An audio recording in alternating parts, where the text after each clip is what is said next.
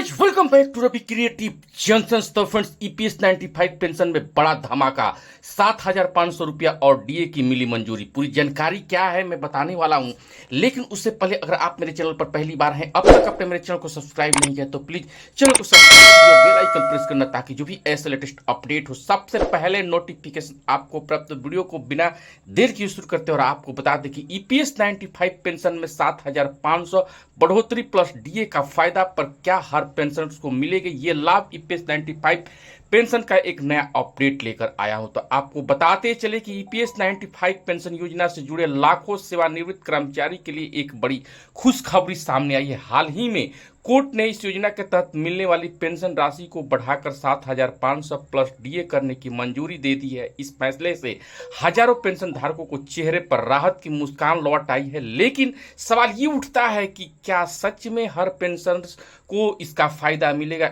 इस वीडियो के माध्यम से हम ईपीएस 95 योजना की पूरी जानकारी, कोर्ट के इस फैसले का मतलब और इससे जुड़ी जरूरी बातें आसान और कैजुअल भाषा में समझेंगे आपको। तो आपको बता दें कि ईपीएस 95 योजना है क्या। ईपीएस 95 यानी कि एम्प्लॉय पेंशन स्कीम 1995 कर्मचारी भविष्य निधि संगठन ईपीएफओ की एक महत्वपूर्ण योजना है। इसका मकसद है कि सेवानिवृत्त कर्मचारियों की नियमित और सुरक्षित मासिक पेंशन मिले, ताकि उनके जीवन में आर्थिक सुरक्षा बनी रहे। इस योजना के तहत पेंशन धारकों को उनकी नौकरी के दौरान किए गए योगदान के आधार पर पेंशन दी जाती है। और आपको बता दें कि हर महीने एक निश्चित पेंशन राशि मिलती है। सेवानिवृत्ति के बाद आर्थिक सुरक्षा का भरोसा मिलती है। जीवन साथी के लिए पेंशन का प्रावधान होता है। बीमारी या किसी आपात स्थिति में सहायता मिलती है। पेंशन योजना जीवन भर चलती रहती है, यानी कि आपकी और आपके परिवार की आर्थिक मदद करती है। आपको बता दें कि कोर्ट का बड़ा फैसला, 7,500 प्लस डीए की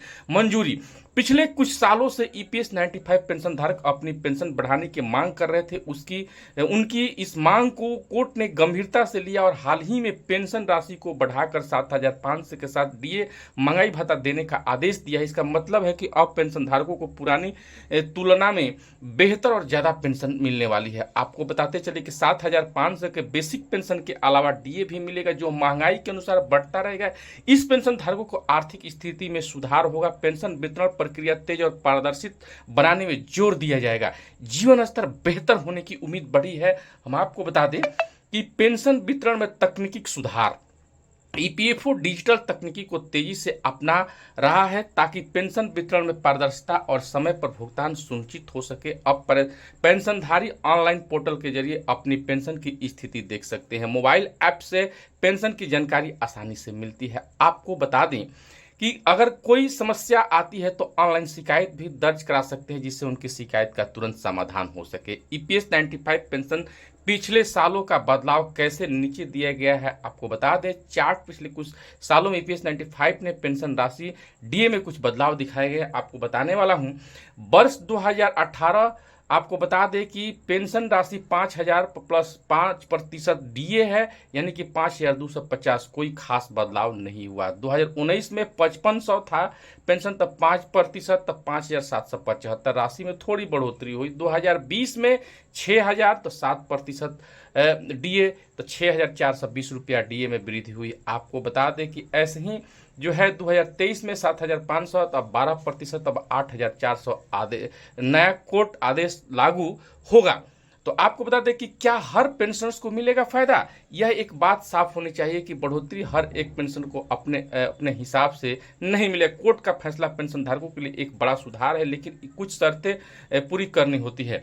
तो हम आपको बता दें कि पेंशन ईपीएफओ की योजना के तहत पंजीकृत होना चाहिए। सही समय पर पेंशन के लिए आवेदन किया होना चाहिए। पुरानी पेंडिंग मामले शिकायतों का निपटारा होना चाहिए। अगर ये शर्तें पूरी हो तो पेंशन को फायदा मिलेगा। इसके अलावा ईपीएफओ लगातार कोशिश कर रहा है कि पेंशन वितरण ज्यादा तेज हो और सरल हो। भविष्य में योजना और सुधार, सरकार ईपीएफओ को अब इस योजना की ओर बेहतर बनाने के लिए कई कदम उठा रहे। कुछ प्रस्ताव शामिल है पेंशन राशि में नियमित अंतराल संशोधन, डिजिटल भुगतान प्रक्रिया और भी सरल सुरक्षित बनाना, पेंशन धारकों को शिकायत का तुरंत निपटारा, नए लाभकारी योजना लाकर पेंशन धारकों को आर्थिक स्थिति और मजबूत करना। आपको बता दें कि पेंशन धारकों के लिए टिप्स है। अगर आप ईपीएस 95 पेंशन योजना के सदस्य हैं तो ये बातें ध्यान रखें।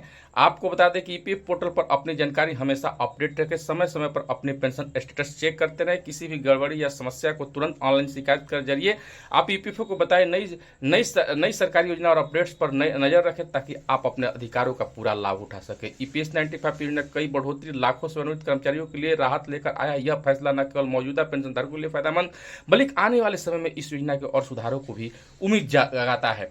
तो आपको बता दें चल कि आप भी अपनी पेंशन की जानकारी नियमित रूप से जांचते रहें। ईपीएफओ के डिजिटल प्लेटफॉर्म को उपयोग करते हैं ताकि हर अपडेट आपको तुरंत मिल सके।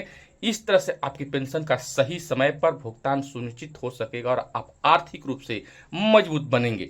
तो आपको बताते चले कि सरकार की तरफ से जो है कोशिश है कि 7,500 प्लस डीए, यानी कि सरकार ने कोर्ट ने अपने फैसला सुना दिया है।